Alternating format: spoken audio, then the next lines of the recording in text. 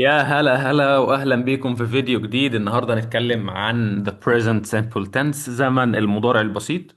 ودي الحلقة الثالثة من كورس التأسيس. بنصحك تيجي بالترتيب، طبعا تجيب الحلقة الأولى ثم الجزء الثاني ثم الجزء الثالث النهارده.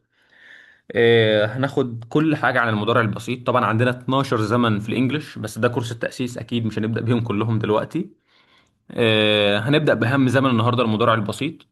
بس قبل اي حاجه انا عايز افكرك دايما هدفي انك تتعلم انجليش من الصفر للاحتراف فور فري بدون اي مقابل، بس ان اشوفك ناجح. طيب، كوبايه الشاي وكوبايه القهوه ويلا بينا. طيب، احنا ناخد ايه بقى في المضارع البسيط؟ احنا ناخد رقم واحد، حاجه اسمها تكوينه. بيتكون ازاي؟ يعني الزمن ده تكوينه ايه؟ يعني انا عايز اكونه ازاي. اتنين، استخدمه امتى وبيعبر عن ايه؟ تعبير. تلاتة، اعرف الزمن ازاي؟ الكلمات الدالة عليه. طبعا انت ممكن تعرف الزمن من الكلمات الدالة عليه ومن تكوينه. أربعة، أنفيه ازاي؟ خمسة، أسأل به ازاي؟ ستة، أبنيه للمجهول ازاي؟ والله أي زمن في الإنجليش، هم 12 زمن، هتعرف تجاوب عن الست حاجات دول، فأنت اعتبر نفسك أتقنت الأزمنة دي. بس قبل اي حاجه، سريعا سريعا كده، تعالى ناخد مراجعه بسيطه عن الجزئين اللي فاتوا. انا عايزك تترجم.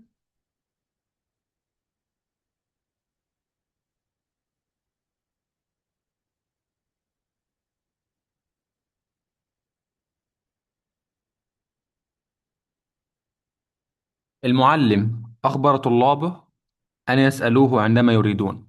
يعني المدرس قال لهم لما تحتاجوا حاجه اسالوني. طيب، المعلم يعني ايه؟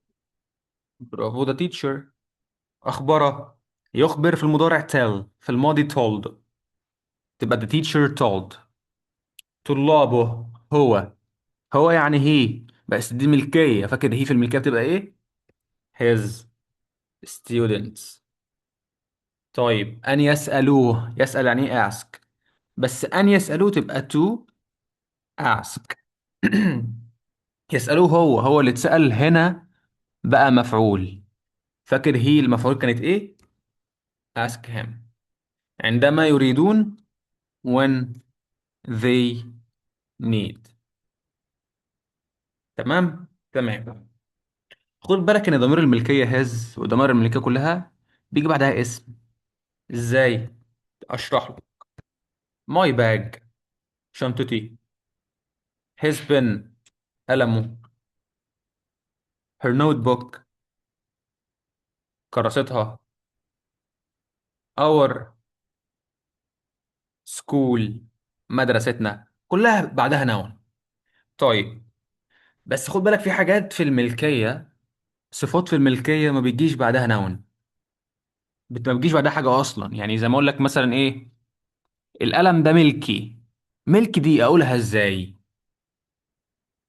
This pen is mine. طيب، عايز أقول القلم ده ملكه. This pen is his. This pen لو عايز أقول ملكها is hers. This pen is ours، ملكنا. This pen is theirs، ملكهم.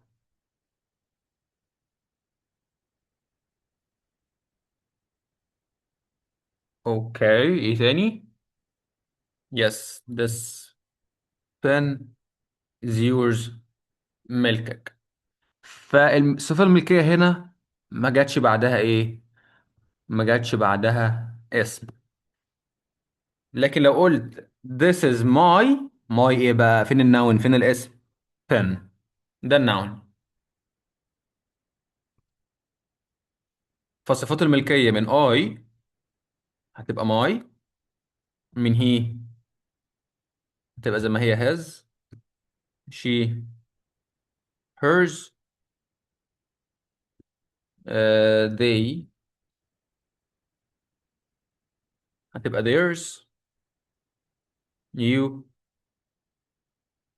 تبقى yours، و تبقى ours. طبعا انت لو جاي بالترتيب، احنا اتكلمنا عن ضمائر الملكية واتكلمنا عن ضمائر الفاعل وضمائر المفعول. دي بقى الصفات بتاعت الملكية اللي ما بيجيش بعدها ايه؟ اللي ما بيجيش بعدها noun. سوري، هاي تبقى mine. اوكي. اللي ما بتجيش بعدها noun، زي الأمثلة دي كده. طيب يا سيدي، فاكر انا قلت لك ان الصفة في الانجليش بتصف اسم، والحال بيصف فعل، وبيصف صفة. لما قلت لك she is a beautiful girl، هي فتاة جميلة، دي صفة وصفت اسم وجت قبل ايه؟ وجت قبل الاسم. طيب لو عايز اقول هو جاء الى المدرسة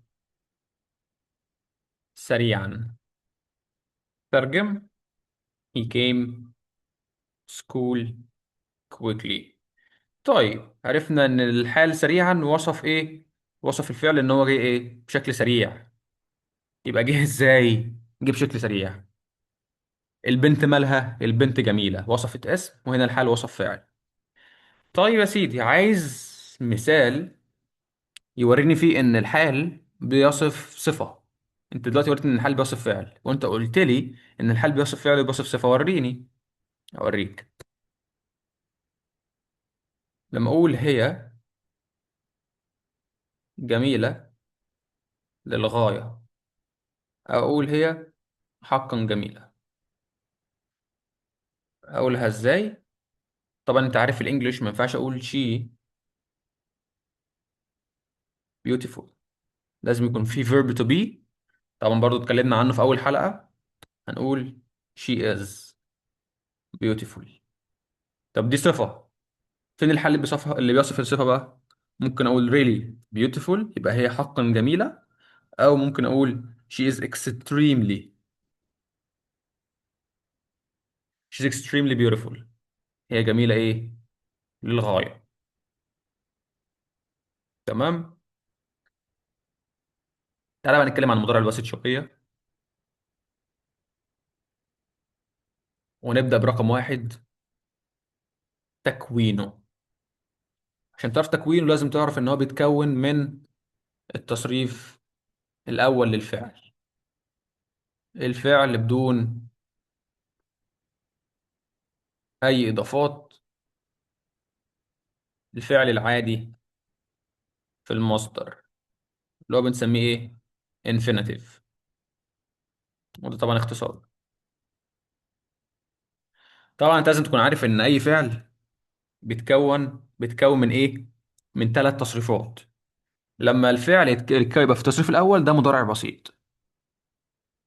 سواء الفعل العادي، الفيرب العادي، سواء verb to be، سواء verb to have، لازم كلهم يكونوا في التصريف الاول للفعل. طب الفعل العادي زي ايه؟ play، want. انا ما قلتش played، انا قلت play want.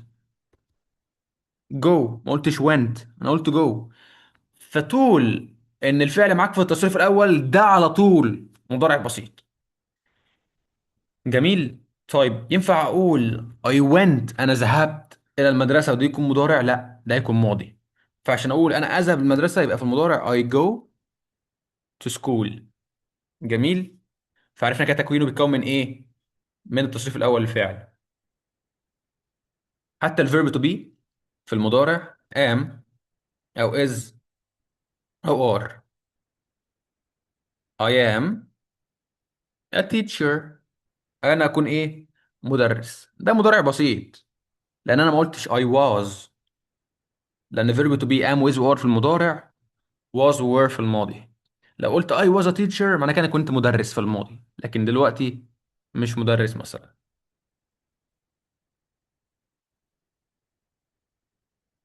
يبقى I am a teacher ده كده في المضارع. He is a doctor، هو دكتور.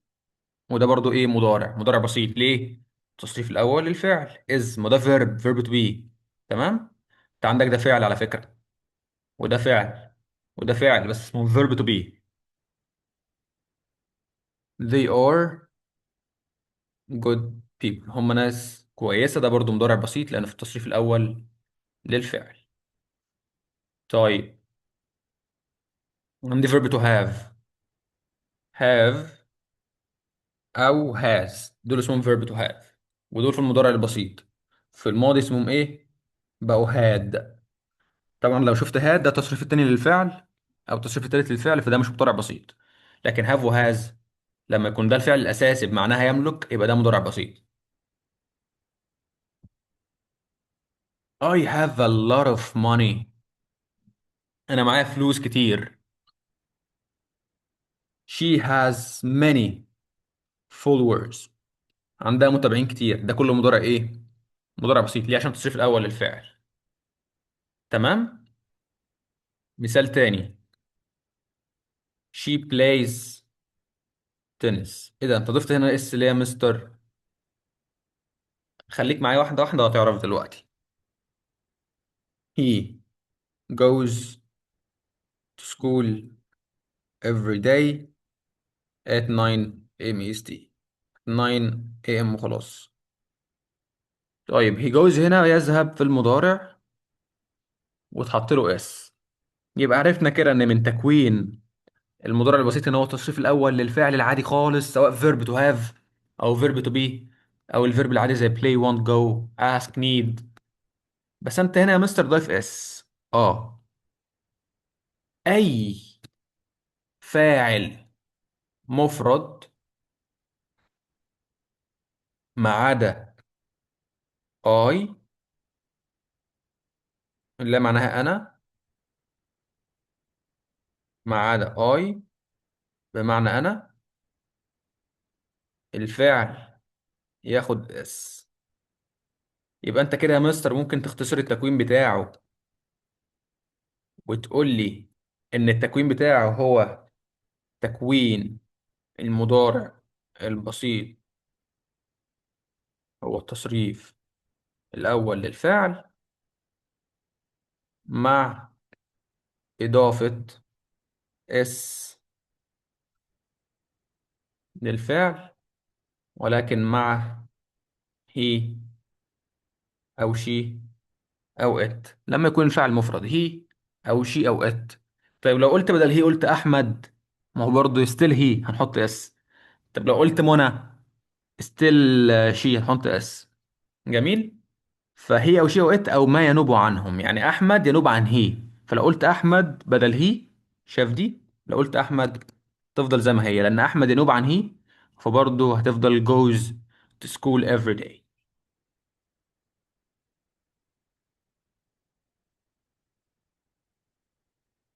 طب لو شلت احمد خالص وحطيت شي هتفضل goes. طب لو شلت شي وحطيت ليلى تفضل plays، نضيف للفعل اس. فانت لما تلاقي الفعل فيه اس ده مش معناه جمع، لان الجمع الفعل ما بيتجمعش، لا ده دليل على ان ده مضارع بسيط وده من تكوين المضارع البسيط. احفظ تكوين المضارع البسيط وافهمه كويس. يعني تصريف اول للفعل هو الفعل بدون اي اضافات، عشان لما تلاقي الفعل العادي خالص الطبيعي خالص تعرف ان ده ايه؟ مضارع بسيط.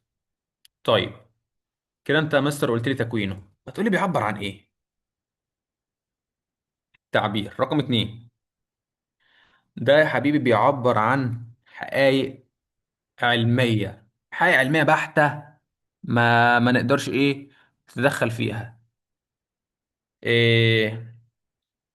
زي مثلا the sun shines every day، الشمس بتشرق كل يوم، فبنستخدم فيه المضارع البسيط. زي ايه تاني؟ زي عادات وتقاليد. I drink tea daily، بشرب مثلا شاي كل يوم. او I always play tennis on Friday، على طول بلعب تنس، فده عادات عندي وتقاليد. فالعادات والتقاليد والحقائق العلمية والحاجات دي كلها بستخدم فيها ايه؟ مضارع بسيط. عشان كده ده اكتر زمن منتشر واهم زمن عندنا، فلازم تركز فيه قوي وتفهمه كويس جدا.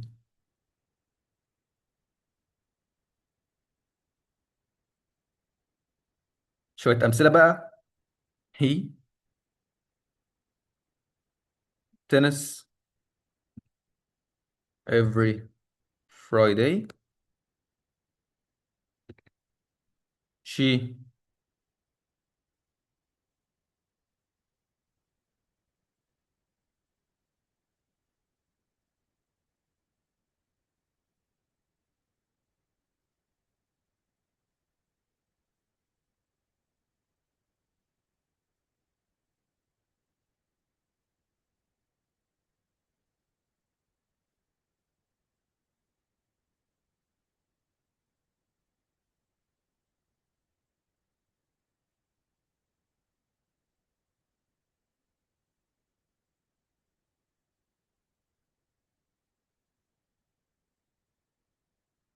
دي شوية أمثلة. هو يلعب تنس هتكون إيه؟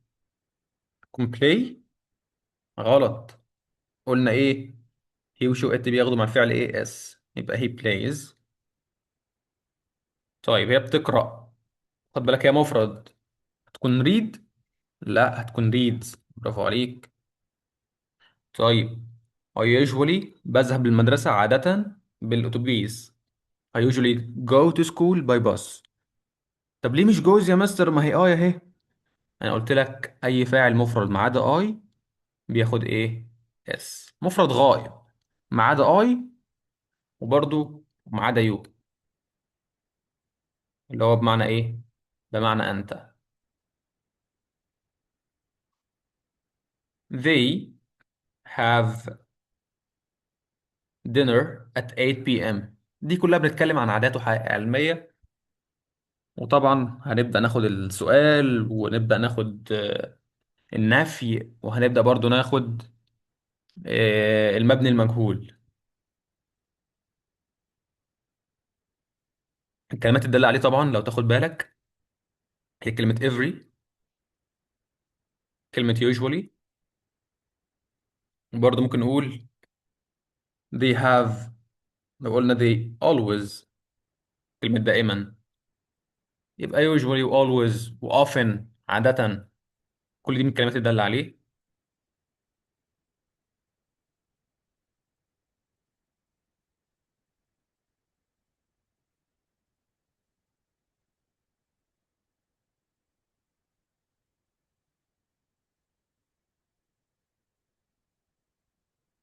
و sometimes أحيانا. ما هو أحيانا بعمل كذا ده برضو دي من ضمن العادة، يعني نعم مش عادة متكررة بس عادة. sometimes معناها أحيانا، تمام. always دائما، usually عادة، often غالبا، sometimes أحيانا، every زي ما أقول every Friday every week every month every year، أو أقول daily يوميا weekly أسبوعيا monthly شهريا، أو yearly سنويا. كل دي كلمات دالة على الزمن. طيب خدنا تكوين وخدنا تعبير وخدنا الكلمات الدالة عليه. هنفيه ازاي بقى؟ قبل ما نفيه لازم تكون عارف إن عندي أدوات. عندي don't وعندي doesn't. دي الأدوات بتاعتي اللي هم أصلا do و does. امتى بستخدمهم؟ do بتيجي مع I you we they. does بتيجي مع الفاعل اللي بتحط له اس، لو تفتكر هو المفرد هي وشي وات. طيب انت قلت لي يا مستر he plays tennis every day، عايز انفيها. بص على الأداة يا معلم. ايوه، يبقى he doesn't. خد بالك انت حطيت doesn't، ده بقى هنا ايه؟ أداة فعل مساعد. رجع لي الفاعل هنا بدون اي اضافات، وبس هو في اس، لا عين الاس بقى. he doesn't play tennis every day. جميل. طالما في فعل مساعد وفي أداة عندك بتنفي، بتشيل الاس. الأداتين دول مهمين جدا، لازم تعرفهم وتحفظهم. ده بتنفي بيهم في ايه؟ في المضارع البسيط. وبرضه ممكن تنفي على طول بنط، وهنعرف الحالات اللي بتنفي ايه بنط فيها امتى بالظبط. طيب I usually go to school by bus. انفي. طب انا كده هنفي بايه؟ بدونت ولا بدازنت؟ شوف دول بتاخد ايه، وشوف بداز بتاخد ايه، وانا هنا بقول لك اي. اي بتاخد دو، يبقى I don't. برافو عليك. I don't usually go to school by bus. انا لا اذهب عادة الى المدرسة بالاتوبيس. طيب they always have dinner at 8 p.m. they بتاخد ايه بقى؟ do. they do، بس كده مش نفي، تبقى they don't. ايوه، they don't always have dinner at 8 p.m. يعني هم مش دايما هم مش دايما بيتعشوا الساعة 8. لكن هنا بقول هم دايما بيتعشوا الساعة 8، هنا مثبتة، هنا منفية، باستخدام الأدوات في المضارع البسيط. ايه تاني في المضارع البسيط لازم اعرفه؟ تعالى بس ننفي الجملة دي. She reads the book every night. يلا، يبقى she doesn't read the book every night. هي ما بتقراش الكتاب كل ايه؟ كل ليلة. ماشي. بس خد بالك الجملة دي فيها خطأ، انا عايزك تكتشفه. معاك 3 ثواني. اوكي، صح، هنشيل الاس. ليه؟ عشان قلت لك لما بنحط الأداة don't او doesn't بنشيل ايه؟ بنشيل الاس. حتى هنا مفيش اس، بس فوق هنا في اس. he plays tennis every Friday. هنا شلنا الاس. he doesn't play tennis every day او every Friday. طيب انت كده قلت لي انفي بدونت امتى؟ انفي بدونت هستخدم دو الاداه واحط لها not، تبقى دو not. دونت نوت دي اللي هي اختصار ايه؟ دونت دي اختصار لدو ونوت مع بعض، اختصارها دونت. تمام. تستخدم يعني دو نوت دي ما بتستخدمش، دونت هي اللي بتستخدم على طول. انت قلت لي دو استخدمها لما يكون الفاعل يو وي ذي، استخدم دو. لما يكون هي وشي وات الفاعل بستخدم داز. امتى استخدم نوت؟ استخدم نوت يا باشا، ركز معايا، مع verb to be و verb to have. انت لسه ما عرفتش يعني ايه verb to be و verb to have. verb to be هو فعل يكون اللي هو am و is و are. verb to have اللي هو have و has. تاني، برضو verb to be اللي هما am و is و are. verb to have اللي هو has و have معناهم ايه؟ معناهم يملك، ودول معناهم يكون. verb to be فعل يكون. ساعتها بنفي بنوت. تعال نطلع فوق عشان ايه؟ هديك مثال.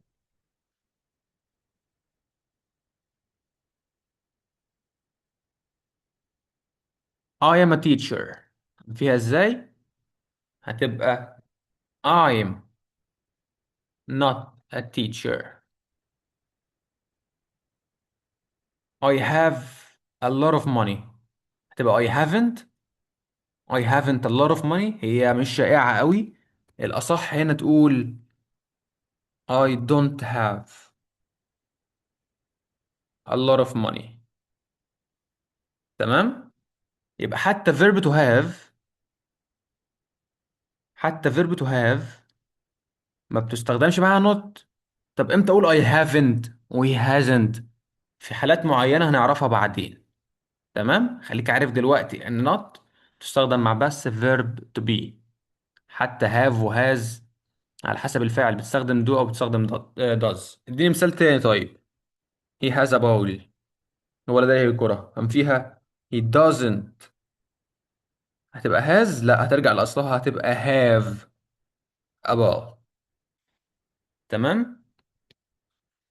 طيب I have a ball هتبقى I don't have a ball. ما عنديش كرة.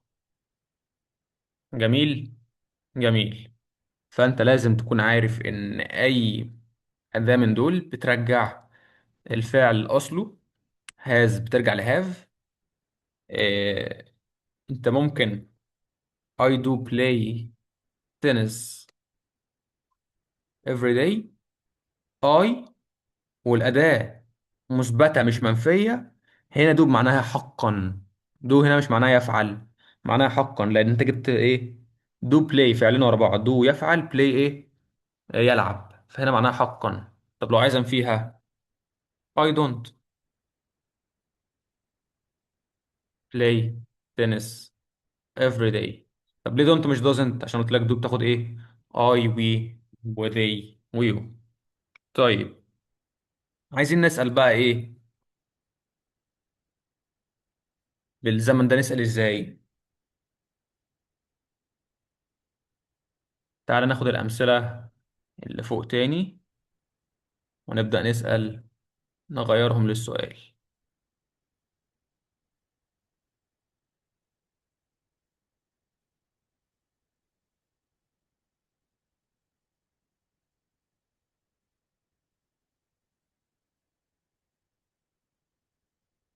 فاكر الأدوات هنستخدمها برضو do does، وبرضه هتستخدم في السؤال I و you و they وهي وشي وات مع does ودول مع do. بس هنا في السؤال الأدوات دايما في الأول do أو does. تمام. do he play tennis every day. does she read the book every night. خدت بالك؟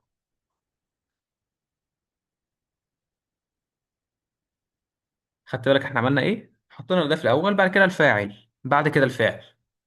يبقى في تكوينة السؤال الفعل المساعد، الفاعل، الفعل. اللي بعدها I usually goes، لا غلط، هي I usually go to school by bus. رقم ثلاثة هتبقى do، عشان أنا قلت لك ايه؟ I بيجي معاها do.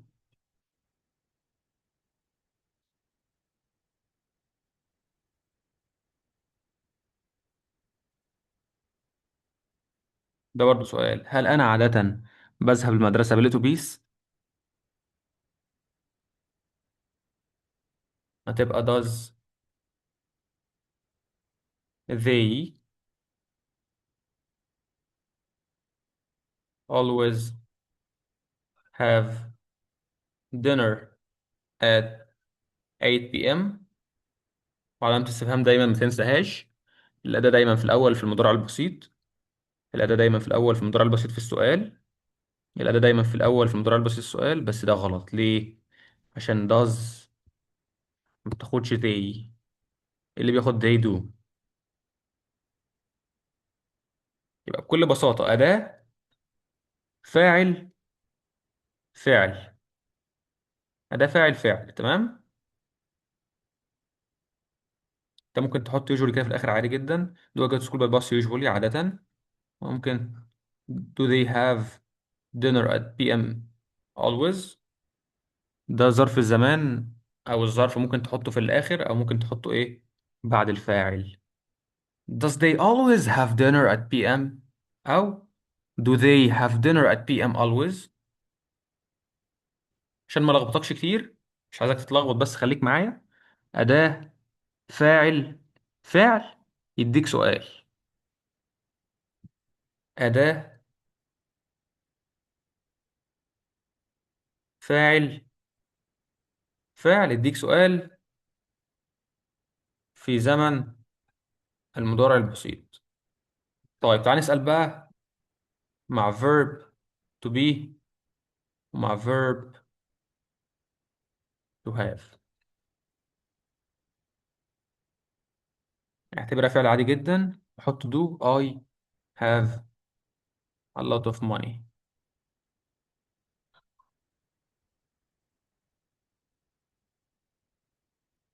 طيب هي بتاخد ايه؟ بتحط does، بس انا قلت لك حط فاعل.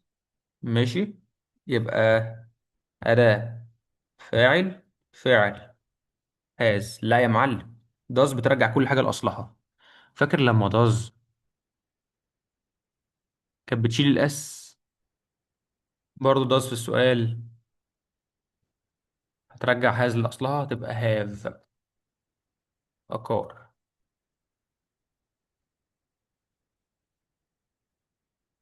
does he have a car؟ طيب، ده كان verb to have. verb to be بقى.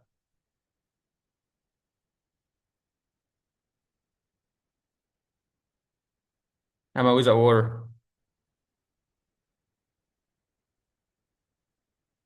I am patient today. أنا مريض اليوم. عايز أقول هل أنا مريض اليوم؟ حط am. I patient today. عملت إيه؟ هي دي مش I am. اعكسها. خلي دي am I. و am لما بتيجي في الأول، لما دول بيجي في الأول، am أو is أو are لما بتيجي في أول الجملة بيكون معناها هل يكون. هل أكون أنا مريض اليوم؟ يبقى الإجابة yes you are patient today. أو no you aren't. أنت مش مريض اليوم. patient today. تمام. طيب he is a good player. بدل يلا. is he a good player؟ هل هو لاعب جيد؟ yes he is. ممكن تكمل good player وممكن تسيبها كده عادي. no he isn't. ممكن تكمل سيبها كده عادي. ممكن تكمل تقول yes he is a good player، او ممكن تسيبها كده no he isn't، هو مش لاعب كويس. ده كان السؤال في المضارع البسيط. خدنا اسأل بيه. ابني المجهول ازاي؟ ركز معايا عشان دي اهم قاعدة هقول لك في المبني المجهول ممكن تعرفها في حياتك. المبني المجهول بيتكون من بي. عارف بي اللي هو ام ويز وار ها، بلس البي بي. البي بي ده اسمه الباست participle التصريف الثالث. احنا عندي الفاعل، اي فعل له ثلاث تصريفات. على سبيل المثال play، played التصريف الثاني، played التصريف الثالث، go التصريف الاول، went التصريف الثاني، gone التصريف الثالث. تمام. طب اعرفهم منين يا مستر؟ شوف اي قاموس وابدا ذاكر ايه 5 افعال يوميا نعرفهم بالثلاث تصريفات بتاعتهم. بس اطمنك ان معظم الافعال في اللغه الانجليزيه بيتحط لها اي دي فتتحول للتصريف الثاني. بس ملهاش قاعده، عايزك ايه، عايزك تحفظها. تمام. في افعال شاذه مثلا زي قط يقطع، التصريف الثاني منها قط، التصريف الثالث منها قط. طيب يا مستر انت قلت لي مبني المجهول بي اللي هي ام واز وار زائد البي بي. جميل. يعني انا لو عايز اقول مم. انا اقرا قصه، احولها لمبني المجهول ازاي؟ اكتر غلطه شائعه الطلاب بيقعوا فيها في الحته دي انه بيغير الزمن. طيب انا عايزك بس اصلا تحولها لمبني المجهول في العربي عشان تعرف تحولها لمبني المجهول في الانجليش. هبدا بالمفعول. القصه قرئت اليوم. هنا لغيت الفاعل وركزت على المفعول عشان مبني المجهول من الفاعل مش عارف. طب عايز اخلي الفاعل موجود، ممكن نقول له القصه قرات اليوم بواسطتي. يبقى انا اللي قراتها بس ركزت على المفعول اكتر ما ركزت على الفاعل. بدات بيه. اي مبني مجهول لازم تبدا بالمفعول.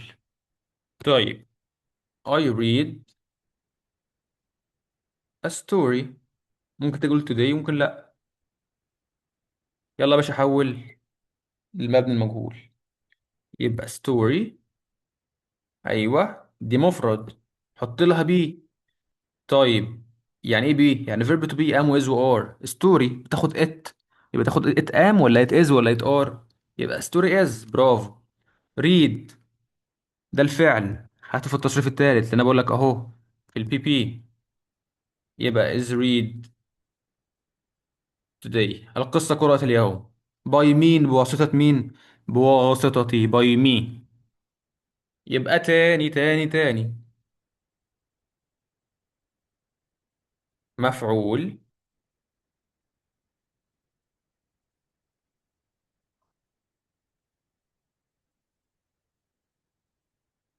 يبقى مفعول بلس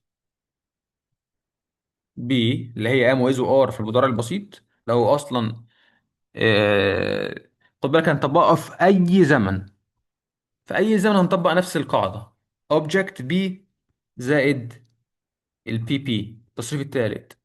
بس انت قلت لي يا مستر ان التكوين بتاعه مش البي بي، مش التصريف التالت، هو التصريف الاول للفعل. اه يا حبيبي، بس ده مبني المجهول، فدي القاعده لازم تعرفها كده زي ما هي.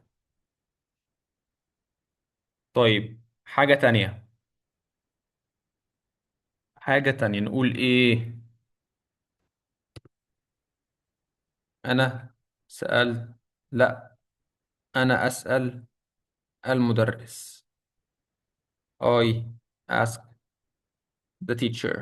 الفاعل I الغي. ابدأ لي بالمفعول the teacher عشان تبني لي المجهول بقى، يلا. the teacher، اه ده المفعول كده. انت خلصت اول حاجه. تاني حاجه بي، اجيبها منين؟ هاتها منين؟ هاتها يا ابني من فوق. بي فيرب تو بي، ام ولا از ولا ار؟ بس ده مفرد يبقى از. طيب، يسأل ask.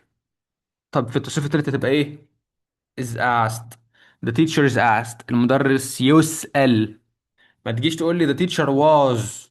لا، انت كده بتغير في الزمن يا حبيبي. التصريف الاول للفعل is، لان ده مضارع بسيط. is asked بواسطتي باي مي، او ممكن تقفلها على كده المدرس يسأل لو مش عايز تبين الفعل. انت اهم حاجه ركزت على ايه؟ ركزت على المفعول.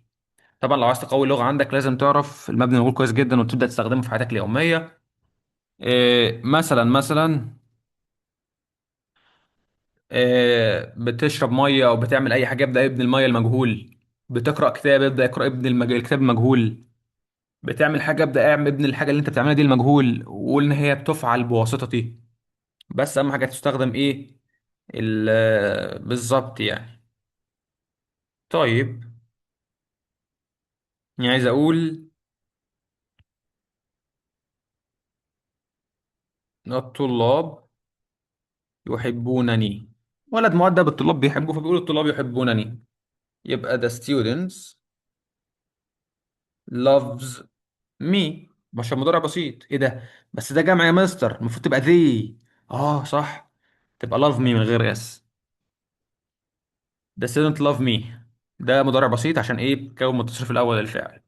عايز ابني المجهول. فين المفعول؟ انا. يبقى اي. ماشي. طيب، بعد كده ده حطينا المفعول اهو. حط الفيرب تو بي. اي بتاخد ام. برافو عليك. بي بي تبقى لافد، يعني معناها انا محبوب. بواسطة مين؟ باي ذا ستودنتس، بواسطة الطلاب. طيب، هما يضربون في المضارع البسيط من المعلم. ابدأ بإيه؟ أو خلينا نبدأ الأول بالمبني المعلوم، بعد كده نبدأ المجهول. نخليها المعلم يضربهم. طيب حلو، المعلم يضربهم.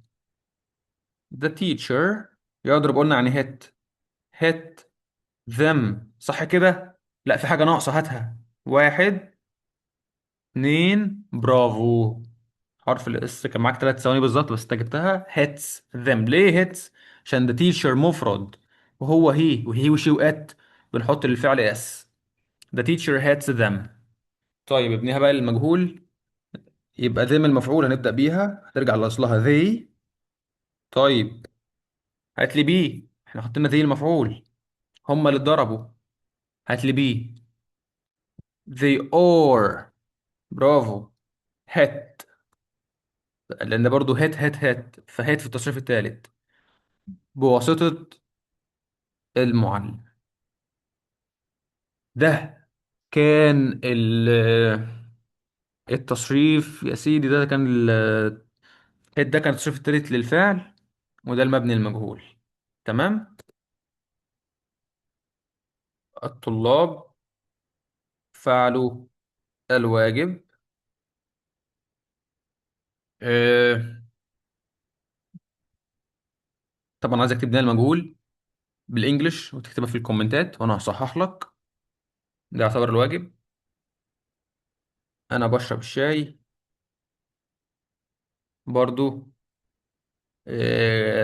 ابناء المجهول بالانجلش ده طبعا كل ده مبني للمعلوم عشان بدأت بالفاعل. الطلاب فعلوا الواجب وانا بشرب الشاي، ده الفاعل. هتبدأ انت بالمفروض تحولها ايه لمبني المجهول. جميل.